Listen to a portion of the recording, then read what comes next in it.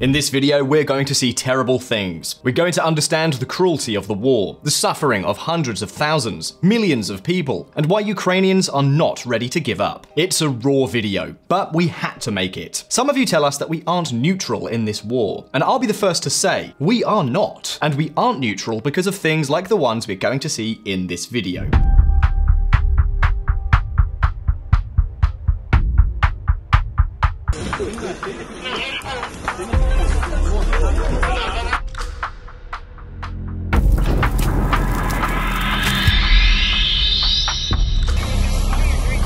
The civilians were crushed by tanks while sitting in their cars in the middle of the road, just for their pleasure.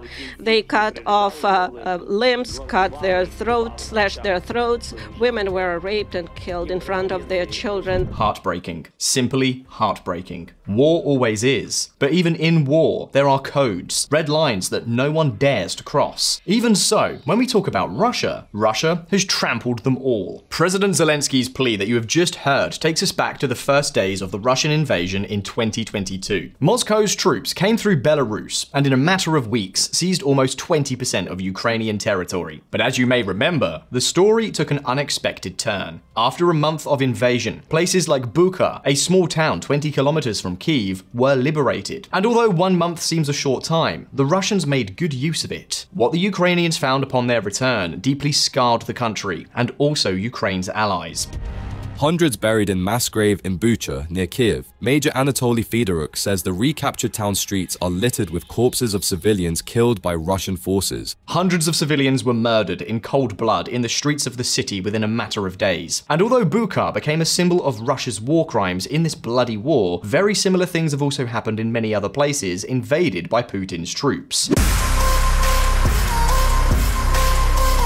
Well, today, many of these terrible war crimes seem to have been forgotten by much of the international press. The news we get from Ukraine is typically basic updates on the war, whether one or the other is making progress on this or that front. Nothing else in particular seems to be happening. It's as if it's a simple board game. For many, the war already seems to be a thing of the past. Well, I'm sorry, but it's not like that at all. Ukrainians, and we're talking now about the civilian population, continue to suffer real barbarities practically every day at the hands of Moscow's mobs. We talk about markets bombed while women are buying dinner for their grandchildren, residential buildings deliberately targeted while people are sleeping, rocket bombings on streets full of traffic and pedestrians with no military target nearby. These are attacks designed purely and simply to generate terror and attempt to undermine the morale of the Ukrainian people. This is the reality of Putin's war. Russian attack on civilian sites in Ukraine's Odessa kills 20, wounds 75. This is just one example, but we could go on until next week looking at news items like this and still not finish seeing them all.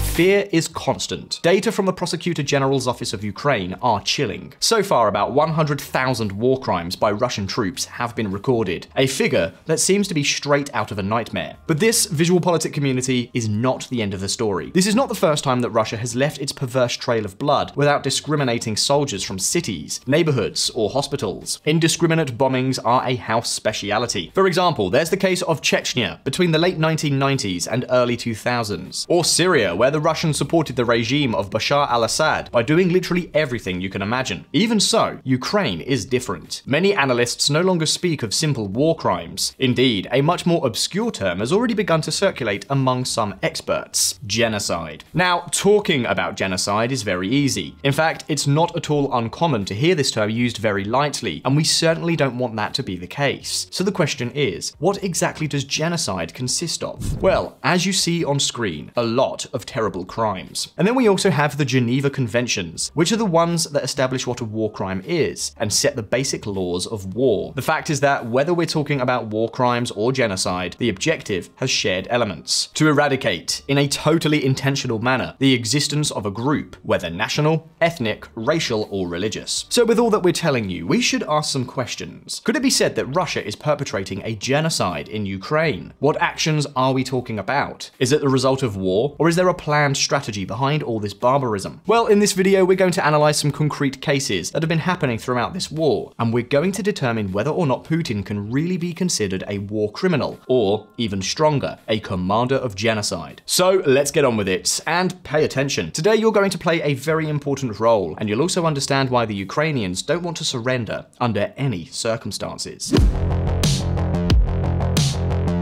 Putin on trial. A year after the start of the Russian invasion, Ukraine and its allies celebrated news that suddenly reverberated around the world, news that few saw coming. The International Criminal Court issues an arrest warrant for Putin. Yes, a warrant for the arrest of Vladimir Putin himself. I'm sure most of you will remember this, but do you really know why this warrant was issued? Perhaps many of you think that it was for the simple fact of invading Ukraine. No, not at all. The arrest warrant was issued for war crimes committed under Vladimir Putin's command. And we aren't talking about just any crime, but one of the lowest and most despicable acts: the kidnapping of minors and their illegal deportation. Ukrainian children abducted by Russia and then returned are speaking out. We'll talk about this in much more detail later in this video because it's really ominous. But first, let's focus on the other serious crimes we've seen throughout this conflict. VisualPolitik viewers, today you have a mission: to serve as a jury and decide for yourselves, case by case, whether Putin can be found guilty of genocide. And by the way, you can launch a debate in the comments. That said, let's start with the first charge. The first of the crimes that constitute genocide is physical and mental harm in a multitude of forms. One of the most atrocious that is being seen in this war has to do precisely with sexual assaults and rapes. It's a type of violence that the Russians have systematically employed as a weapon of terror. Because let's not get confused. We aren't talking about spontaneous acts of undisciplined soldiers, which, let's face it, unfortunately, are found in every war. What we're talking about is something much more serious: a deliberate tactic designed to dehumanize the civilian population, a well-calculated attempt to destroy Ukraine's social structure from within, with direct attacks on the physical and mental integrity of its citizens.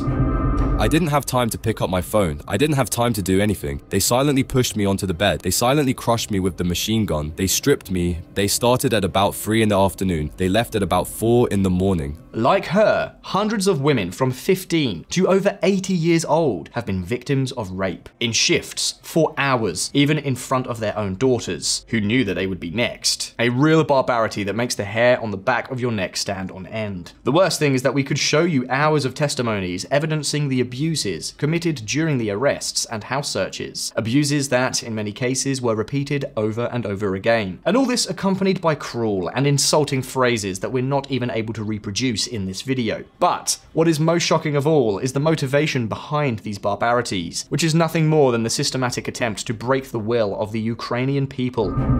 Russia's weaponizing of sexual violence and Ukraine's response reveals a grim war of values. To what extent are we facing a well-orchestrated strategy to inflict as much damage as possible, not only physically, but perhaps above all psychologically? Well, everything indicates that this is the case. And yes, this is a war crime. Women shall be the object of special respect and shall be protected in particular against rape, forced prostitution, and any other form of indecent assault. Is this enough to condemn Russia? Or, as the pro-Russians say, are they just on a mission of historical responsibility against NATO violence? Well, VisualPolitik community, we're just getting started.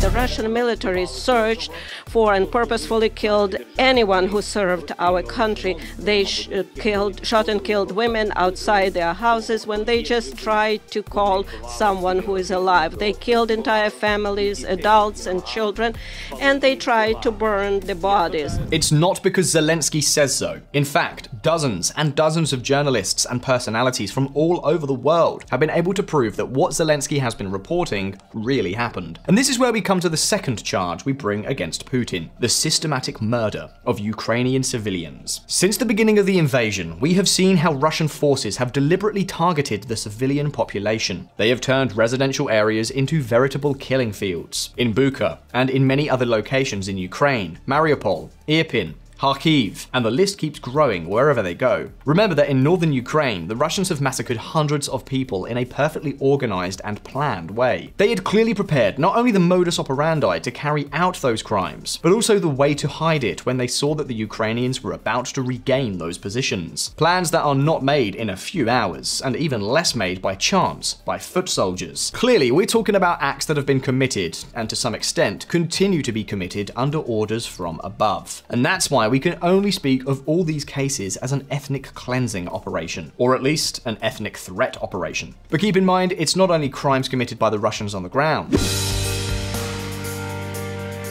Putin's people have been using aerial bombardment since the beginning of the war to raise whatever they want. The objective is very clear: psychological terror. Russian targets are so disparate that the civilian population never knows if a bomb is going to fall on them at night. We've even seen waves of armed drone attacks on residential buildings in broad daylight. It's crazy. The houses, the apartments, the streets, or even the hospitals. Everything is targeted by the Moscow beasts. There's no filter. Russia attacks children's hospital in Kiev, killing dozens in broad daylight bombings. Now, although the question seems obvious, why exactly is this a war crime? Well, let's take another look at the Geneva Convention. Civilian objects shall not be the object of attack or of reprisals. Attacks shall be limited strictly to military objectives. In case of doubt, it shall be presumed not to be so used. Moscow's strategy is clear: dehumanize Ukrainians and eliminate any resistance through fear and death. Some even say that the intention is to provoke a wave of refugees towards the European Union in order to increase pressure to stop support for Ukraine and to lift sanctions against Russia. But if that still wasn't enough to convince you, as the jury that you are today, there's still more. Since the beginning of the war, but particularly since October 2022, Russian forces have not stopped their brutal bombing campaign against Ukraine's energy infrastructure. And no, we aren't talking about simple collateral damage. In fact, accidental damage in this war, not that there has been much of that either, all seems well measured. We're talking about a deliberate effort on the part of the Russian armed forces to make life miserable for millions of Ukrainians. And that is how we arrive at the third charge: subjecting an entire group to extreme living conditions, with the clear intention of destroying it or making it give up at any cost. Russia strikes Ukraine's power grid in most massive attack of war. The attack mentioned in this article is the most recent, from just a few days ago, but the truth is that there are dozens of them. Even in winter, the Russians attack both the power grid and district heating production plants to make the Ukrainians freeze with cold. In fact, by attacking the electrical grid, many wastewater treatment plants also stop working, which also complicates access to drinking water. As a result, many Ukrainians have been forced to melt snow or drink water from radiators and boilers to try to survive. And this basically means subjecting the civilian population to inhumane conditions for no apparent military strategic reason. Missiles, drones, sabotages. They've done everything to achieve this. Even going out for food may mean not coming home at all, or if you're lucky, coming back injured. Russia strikes Ukraine's power grid in most massive attack of war. It is prohibited to attack, destroy, remove, or render useless objects indispensable to the survival of the civilian population, such as drinking water installations and supplies, for the specific purpose of denying them for their sustenance value to the civilian population, whether in order to starve out civilians, to cause them to move away, or for any other motive. Not only is this tactic a clear war crime, but it also clearly meets the third criterion of the definition of genocide given before. It's not just bombing, but a strategy of total punishment through extreme suffering. Now, if all this seems serious and disgusting to you, do you know what the worst thing is? There is something even more repugnant in this story that we haven't yet told you about in detail. Pay close attention, because we are witnessing a great atrocity live. And the terrible thing is that there are still those who defend it and blame NATO, the West, or capitalism for all this barbarism. Outrageous. Kidnapping the Future. Russia has also abducted children, and we're not talking about just a few, but more than 20,000, according to various estimates. The pretext? Evacuate them, take them to summer camps, things like that. The reality? Well, hear it for yourselves. Russian authorities tried to erase his past. They replaced his Ukrainian birth certificate with a Russian one, but he never gave up on getting home. Thousands of Ukrainian children are kidnapped to Russia as a psychological terror weapon, and in the process, to Russify them. It's crazy. Most of them have not returned. There are thousands of children on Russian territory whose relatives have not seen them for a long time. In the occupied Ukrainian regions, Moscow has removed them from orphanages and also separated them from their families in order to take them to Russia. The short example is children. Unfortunately, various terrorist groups abduct children to put pressure on their families and societies. But never before the mass kidnapping and deportation would become a part of the government policy. Not until now. Many of them, in fact, have been handed over to Russian families and, to top it off, have been naturalized as Russian citizens. All of this with absolutely no questions asked. But why? What does Moscow intend to do with these minors? The answer is as simple as it is chilling. Perhaps to entrench their Russification campaign. That is, to destroy the Ukrainian identity and replace it with a Russian one. But above all, to inflict fear. A lot of fear. Think about it. Is there anything scarier than the thought that soldiers from another country might take your children away? Once these young abductees arrive in Russia, they are subjected to a complete reset. Not only are they forced to speak Russian, but they are also forced to shed their Ukrainian name, to learn and embrace Russian history, and to reject anything that smells of Ukraine. In fact, they are taught that the history of Ukraine is merely an invention of the West to weaken their supposed true homeland, Mother Russia.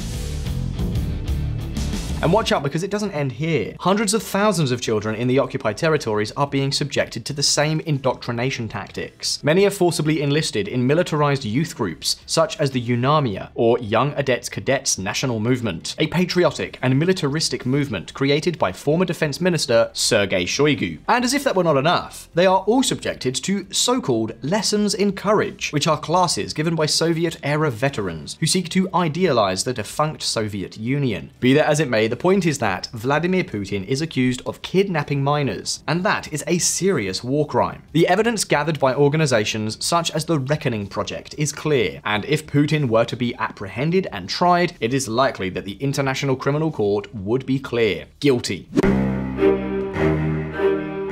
VisualPolitik community. Or rather, honorable court, the evidence is on the table. As well as dozens of different types of war crimes, Putin has also committed at least 4 of the 5 crimes that constitute genocide: abduction of children, murder, and physical and mental harm against Ukrainians, and subjection of the civilian population to extreme conditions. These are not accusations plucked from the air, but are facts backed by well-documented testimonies, reports, and evidence supported by a host of international organizations, including the United Nations. Putin and his regime have designed and executed a campaign to destroy Ukraine at any cost. Putin is trying to destroy Ukraine as a nation, along with its cultural identity. And to do so, since the beginning of the invasion, he has also employed another strategy: population substitution. What does this action consist of? Quite simply, in the regions annexed by Russia, the Ukrainian population is gradually being replaced by Russian settlers. Moscow is taking advantage of the fact that a large number of Ukrainians have been displaced, or directly killed. Putin is replacing the local population with indigenous Russian people, such as Buryats or Tuvans, Caucasians from republics such as Chechnya and Ingushetia, as well as people from Central Asia. And not only that, to accommodate them, the displaced Ukrainians are being stripped of their homes and property. This is a shameless plundering. Instead, they have been replaced by citizens of Russia, who in most cases have family ties with units of the Russian armed forces and representatives of the occupation administrations. Almost all residential properties abandoned by native residents are occupied. For example, tens of thousands of people have arrived in Melitopol, in Zaporizhia Oblast, after 60% of the local population left for areas still controlled by Ukraine. And there are still many other cases, like this one. Take for example Mariupol, where this demographic substitution is also taking place.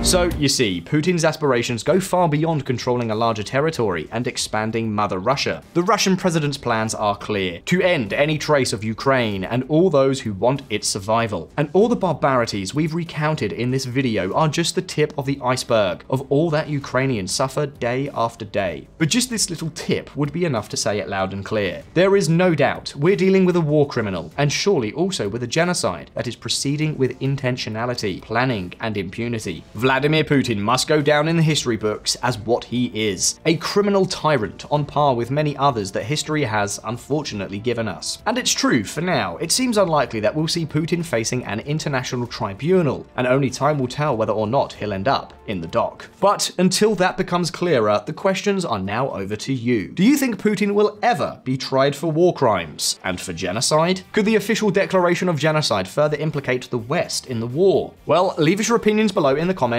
and let's start a debate. And very important, if you liked this video, like it and subscribe to VisualPolitik if you haven't already done so. As always, thanks for being there. All the best. See you next time.